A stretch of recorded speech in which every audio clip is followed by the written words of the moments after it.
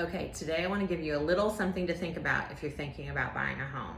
As you know, interest rates and prices have gone up over the last year and a half. And a lot of people who started thinking about buying a home last fall had this idea of like how big their house would be, where it would be located, what the features would be, how much it would cost, what their loan would look like, and all those good things. And now prices have gone up and interest rates have gone up, and now what they can afford is not quite as much. So a lot of people are at that point where they're like, do I keep looking or do I wait?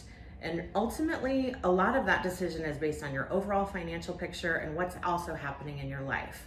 But if you are still thinking about buying, what you really need to think about is maybe this next home you're gonna buy isn't gonna be your forever home. Maybe it's your step-up home.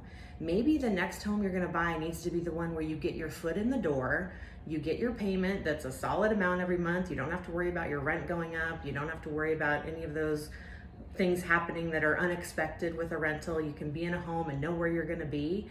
And maybe this is the one where you just start to build your wealth, build your investment. And then down the road, your next purchase maybe gets you a little bit closer to what you ultimately consider to be your dream home or your wish list home.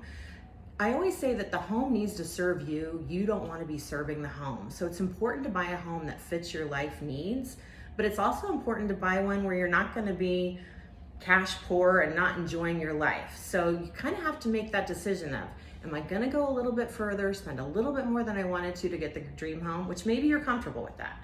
But if you're not, that doesn't mean you have to completely wipe out the idea.